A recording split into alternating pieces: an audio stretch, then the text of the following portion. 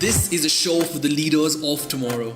You're listening to stories of innovators creating groundbreaking technology and change makers that are shaping the way we live our lives. I'm your host Hussain, and you're joining me while we're peeking into the future. Welcome to the Spark Podcast.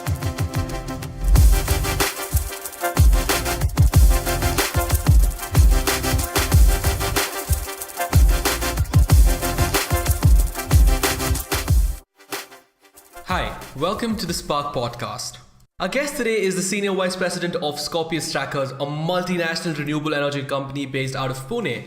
This company has implemented projects in Japan, the Middle East, Africa, and has upcoming projects in the United States and many parts of India. He's among the top celebrated leaders of the industry and has pioneered the growth of green tech in India with an experience of over 10 years. Please welcome Mr. Ritesh Pothan to the Spark Podcast. Thanks. It's a pleasure to be here. Mr. Pothan, let's get on with the first question. What is your company, Scorpius Trackers, trying to accomplish? So, Scorpius Trackers is a global leader in single access tracking technology for solar projects, largely solar farms.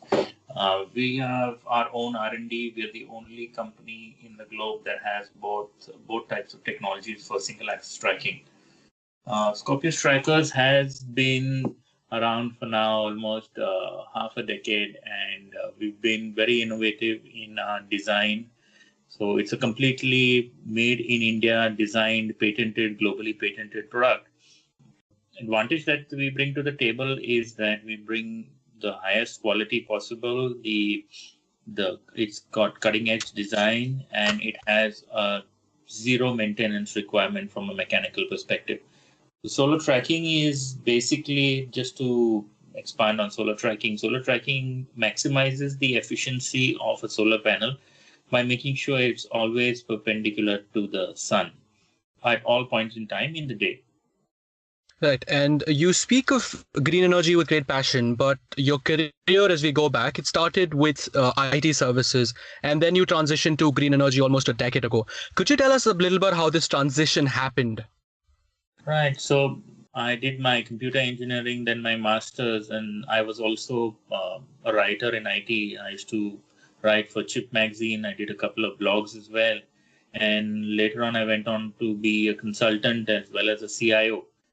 So from my perspective, when I became a CIO, I was not only handling networks in IT, I was also handling civil security, information security. There was a lot of responsibility that I had.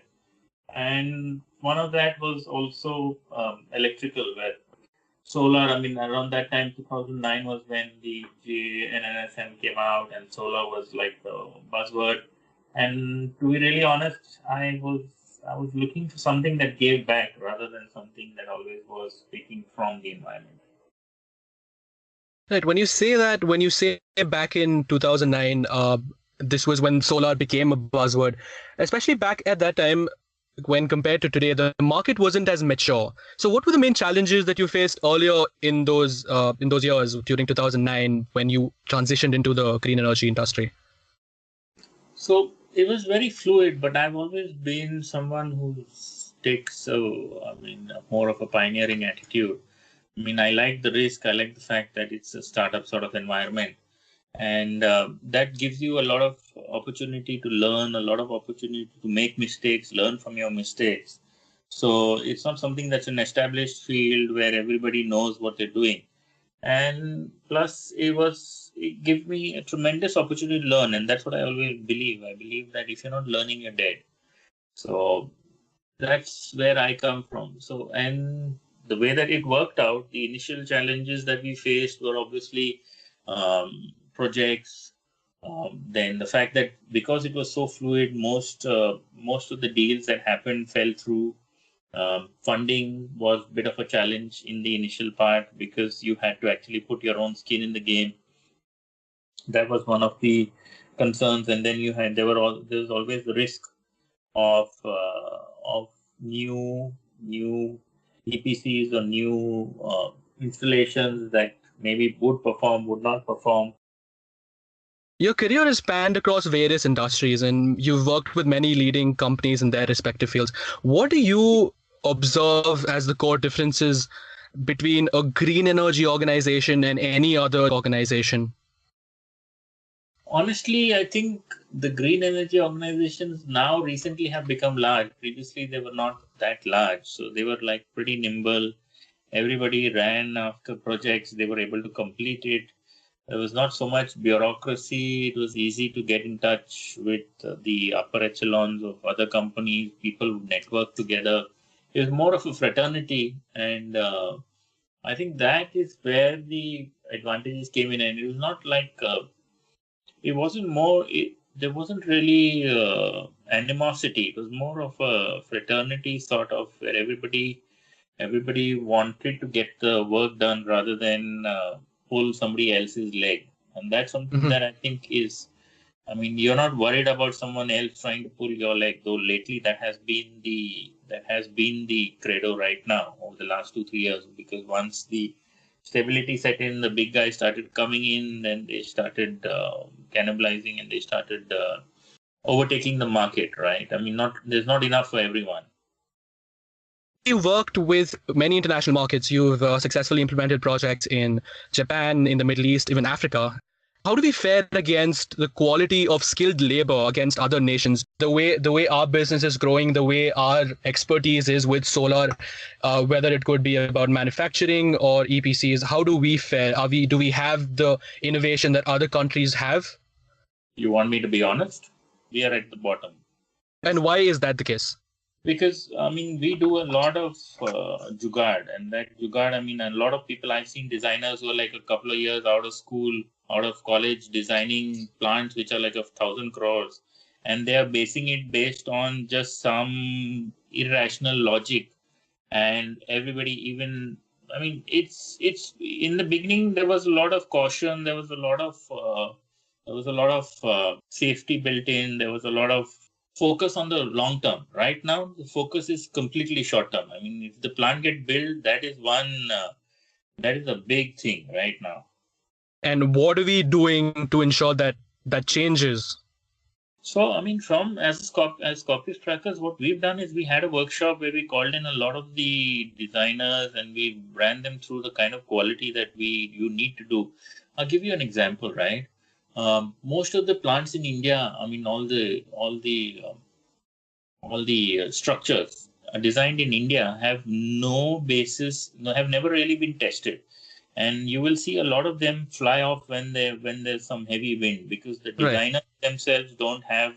They are designing on some arcane code which is like 50 years old, and it doesn't consider a lot of things. And for solar structures, because they act like they have an aerodynamic sort of profile. So you need to make sure that they are able to stick to the ground. So there's something called a boundary layer wind tunnel testing facility, which doesn't have in India. That is something that nobody does, because they all claim on paper. It's like designing it on paper. I mean, designing a car on paper and saying it's working perfectly, right? So that's the thing that we've seen. We've seen that people are willing to take that kind of risk. And because the funding, but if you do this internationally, that's not acceptable. They need bankability. They need to check everything. You need to have a wind tunnel report. They need to have a lot of things. Indian markets don't appreciate quality. Let's be honest about it. Indian markets don't appreciate quality. They're always looking at price. So it's about price. Basically, the way that you should actually look at an engineering is first see if it matches the technical, whether the technical is good enough, and then move on to price. But in India, it's always price. When you talk about the Indian market being sensitive towards price and not the quality aspect of it, and then you also speak about the quality of the engineers, the effort they're putting to design a product that will survive long run. Who's at fault here? Are we not trying enough to facilitate the kind of market growth? It's more of an ethical issue. It's more of the fact that the Indian mentality is not professional. Let's be honest about it. Everybody thinks they know everything. So they don't respect a professional. That's the problem in India. That's the bottom line. The bottom line in India is that if you're a professional and if you talk to someone, you say, I don't know, they think that it's like a big deal. But as a professional, you know, there are things that you don't know. That's where you actually realize. But in the industry right now, if you go to the industry, every engineer passes out from college, he looks at 3-4 plants and he knows everything. If you see a lot of To be honest, there are exceptions. Of course, there are exceptions, but they get pushed down because the yes men tend to get pushed ahead, because at the end of the day, it's all about the bottom line on the Excel sheet, whether it works, and then converting that Excel sheet into a project. That's really not how it happens, right? I'll give so many examples. Like some say that this code is not applicable. We don't care about the code. Who's going to check it? Who's going to do anything? So it's the mentality. Sadly enough, it's the jugaad mentality. Everybody knows about it. Everybody is aware about it, but it's the mentality that has a problem. That needs to change. The jugaad. I understand jugaad is good, but it's good if you use it with good engineering rather than just trying to make do with what you have, and then later on, that's dangerous. That's very dangerous. We are not taking into consideration the fact that tomorrow that there could be injuries, there could be safety issues. There have already been issues where people have died, but those get swept under the carpet. There have been issues where plants have flown off, but those again get swept under the carpet, right? So the bottom line is there are no consequences to any inferior project. Yes. I mean, if the boss says do it in this cost, then he says do it in this cost, he will try to make it lower to show off to his boss. Professionalism, to be honest, does not exist in the industry, at least in the solar industry. At the end of the day, how do you talk to someone who knows everything? When there is such a rise in new organizations and new entrepreneurs who are coming up with renewable energy, what advice do you have in terms of the key requisites that you have to start and grow and sustain a renewable energy organization? Factoring in your first point of ethical business, what are the other key prerequisites? I think it's important to ensure that you have your engineering done right. And at the end of the day, how does a person who's focused on quality survive? That's very difficult. I mean, yes, he can, but he will not thrive in the Indian market because there's always someone willing to undercut him at maybe 10%, 20%. There's no rationale, to be really honest. So if you really, if you see almost 80% of the guys who started up, everybody who could just maybe, who was an electrician, thought that he could be an installer, right? Because they think it's just about connecting cables. But there's no real engineering. So there are some organizations that are doing that. But to be honest, the solar industry has gone through a downturn. In fact, it has dropped. Installations have dropped under the current government by almost 50% because there's no real incentive. The situation is very bleak. I would say stay out of it. But if you're looking to get in, you need to have good engineering. You need to have a niche market. You need to focus on what you have, and maybe you will have to ride it through. There will be times where it's going to be very, very difficult for you to survive, which is why most of the international organizations are refusing to put in projects. A lot of the top EPCs gave one of the developers a design which was, let's say, about 25 tons for a very high wind zone. When the developer got these EPCs to redo their design using a boundary layer wind tunnel, the tonnage increased by almost more than 60%. That's the kind of under-engineering that happens. And this is happening with some of the top names. Mr. Pothan, you speak about government incentives and how the government slashed down prices of the solar products. We're also looking at the contrary. We're looking at government policies that have helped a lot of businesses. They've encouraged the growth of the renewable energy adoption. Could you name a policy that has helped your business in any way? There are none. Maybe not your business, but has improved the spectrum of solar in India?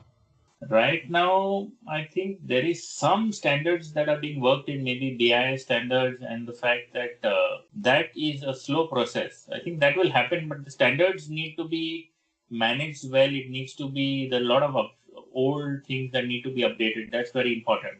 But last couple of years has been pretty bad for the industry. And I think moving forward, unless there is something consolidated done to push and to create, it's going to die a slow death. What could we learn from other countries, and what policy can we particularly implement in India to enhance the growth of the industry? I think we need to focus on feed-in tariff. We need to focus on quality. We need to have a balanced set of guidelines, something that promotes both quality as well as quantity. It does not only focus on price. A lot of things that need to be done, but it needs somebody with a technical and commercial grasp at the helm. Right now, from what we see, the government is being run by bureaucrats. So in that case, don't you think that it's the responsibility of the existing solar businesses to lobby against the government for policies that could work? Yes, so that is something that's had limited success, very limited success, and plus the industry right now is very it's it's not cohesive right now. Once upon a time that used to happen, but that's no longer the case. It is definitely something that's required, something that's necessary. Right, Mr. Pothan, we've come to the end of the interview. One last question to you. What is one popular myth about green energy that you can debunk for us today? It's only in India where people keep claiming that cheapest is the best. So that's the myth where people just install plants and they buy it at cheap rate, and then later it doesn't work. Then they say the technology is faulty. It's what you get, what you pay for. You pay peanuts, you get monkeys, right? That's you. You've got to understand that if you don't focus on quality, if you're just focusing on the price, at the end of the day, it's going to bite you. Right. So you pay the cheapest and get. It's like buying. You can't buy the Mercedes at a Maruti rate, right? Right. So, Mr. Pothan, at that quote, we'll wrap up the interview. I would request you to give one advice to any entrepreneurs, engineers who are focused to be a part of the renewable energy industry and the leaders of tomorrow. Maybe the spectrum changes, but what advice do you have for them? Be a professional. Don't be a jugadu. Be a professional. Yes, you can do innovation. You can do jugad. But that's when sometimes don't be a professional. Respect other professionals, right? That's the important thing. Have the ability to say that I don't know. It's okay. If you're a mechanical guy, you can't do the electrical design, right? I mean, you can do a little bit, but that doesn't make you a know-it-all. So be a professional. That's something that I would say to everybody that goes out of engineering. Be a professional. Respect advice, and don't give the wrong advice. That's something that we've seen also. A lot of consultants just give advice because they just don't have an option. So look for quality. Be a professional. If you don't know, say no and give the right advice. Right. If you don't know, say no. Don't just give some advice.